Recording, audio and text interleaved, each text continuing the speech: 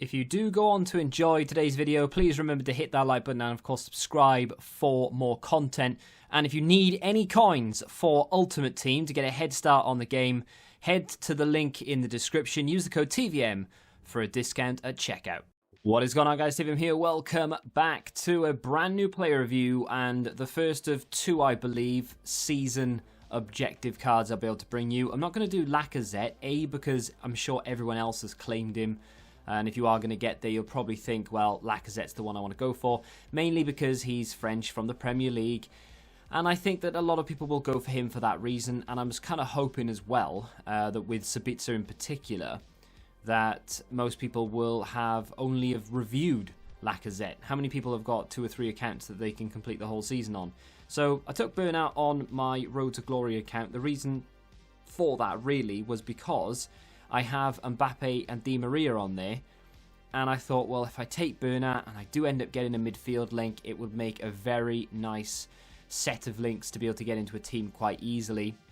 And of course, because I'm going to be reviewing him in Managerial Masterpiece, which is a 77 overall rated mode, I thought we could link maybe Kimpembe with him and a few other players. PSG have got an awful lot of options, and they probably will have through Road to the Final and other promos that EA drop between now and whenever. So for me, it was probably the best choice. I would never have used Lacazette anyway. 85 rated, 3-star weak foot, 4-star skills, high attacking work rate, only the medium defensive, which was a little bit unfortunate. He's reasonably well-rounded. 83 rated left back points per position. With a chem style can make him better, of course. I mean, in terms of chem styles, you can do whatever you want. Ideally, you'd probably put a shadow on him, which would take him to an 89 rated left back. The anchor takes him to an 87. The reason I've put an anchor on him is because at the moment he's not going to feature in my main team. It wouldn't make any sense for me to move Mbappe down, to play Di Maria out of position, to get the chemistry on to both players, because it just basically disrupts the rest of my team. So at the moment, he's not usable for me, but after rewards today, potentially. Now, with that being said, he's got very good balance and agility, very good dribbling, ball control, reactions. His composure is the only thing in dribbling that lets him down. His pace is okay, but with an anchor or indeed a shadow, you do get a nice boost. The shadow takes it to the mid-90s. The anchor takes it to the low 90s. Defensive from both sides go up to, again, the low 90s, mid-90s. Physical gets a boost, of course, from the anchor. And the jumping goes up. Not that he's going to be able to compete. He's only 5'7". And then, of course, he's got 83 aggression. He's already got 84 short passing and 87 crossing. So he's going to feel pretty good going forward. I tried to do a video on Ward-Prowse. For those interested, I was being told that he is very David Beckham-esque, and that we could score some decent free kicks with him, put some good crosses into the box, maybe score some nice goals from the edge of the area. Absolutely woeful.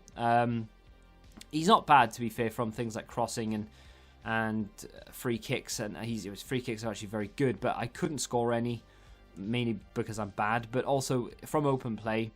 I mean, it just sort of made me think that if David Beckham did have an icon card, he would need to be substantially better than that Ward-Prowse in form. That being said, let's talk about Bernat, though. He is very good at doing the basics. Nothing too complicated with him. I mean, he holds it up reasonably well, considering his height and strength isn't particularly great. He's good on the ball, which is something that I'm kind of used to with my fullbacks, to be fair. I mean, the one side I've got Trent, the other side I've got Semedo. Semedo isn't fantastic on the ball, but he's good enough. Trent is very good on the ball. I would say that Bernat is probably better. I'm going to compare Bernat, though, to that Lima card that is available through objectives. And the reason I'm going to do that is because Lima is the most recent left back that I've used and really sort of put under the microscope. So I've not actually reviewed nearly any left back this FIFA, really. I mean, I might have reviewed... I started reviewing Aaron Wan-Bissaka months ago, or a month ago. Didn't finish it off. Good player, by the way, for those interested. For those who want a very quick summary of that review. There's Ward-Prowse. Good effort, I suppose. Easy save for the keeper. But Bernat against Lima. Lima has the pace and doesn't really have much in the way of defending. Bernat has very good defensive stats. Doesn't have a great deal of pace. I mean, he does, but he doesn't at the same time. You know, he's not slow by any stretch of the imagination, but he's not going to be able to catch up with your super fast wingers. And that is something that is probably the biggest downfall of this card. Not even downfall, just sort of, what's the word I'm looking for?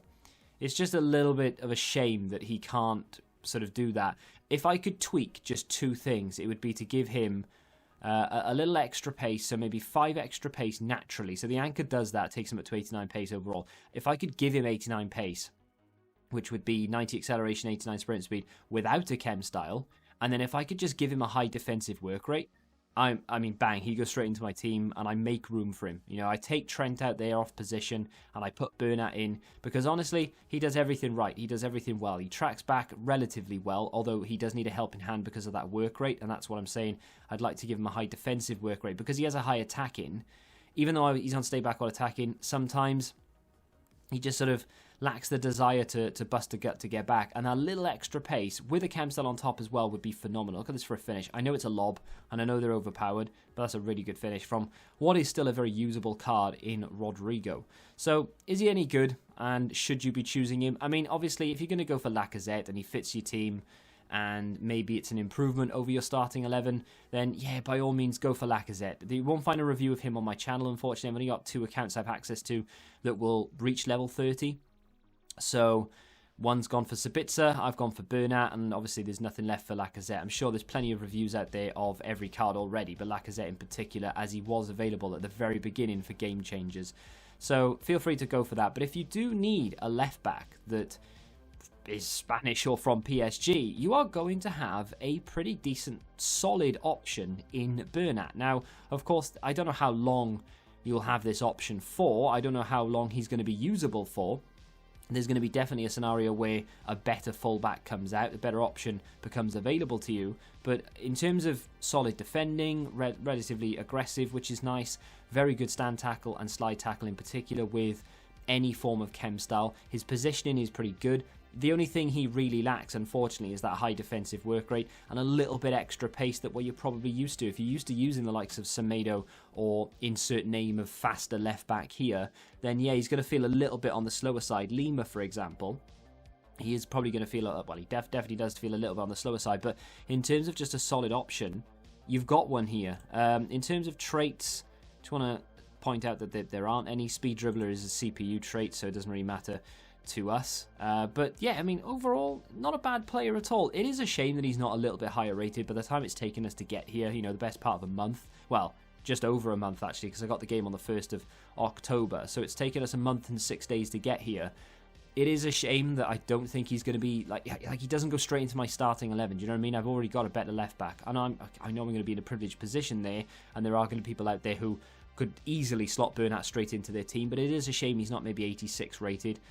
But, you know, it is what it is. Not a bad card at all. Definitely an option worth considering if you need that left back. Let me know what you think of him in the comment section down below. And, of course, let me know what player you're going to choose from the season objective in the comments. If you have enjoyed the video, hit the like button, subscribe to the channel if you're new, and until the next time, goodbye. Join the Betting Rebellion and find out what your football knowledge is really worth.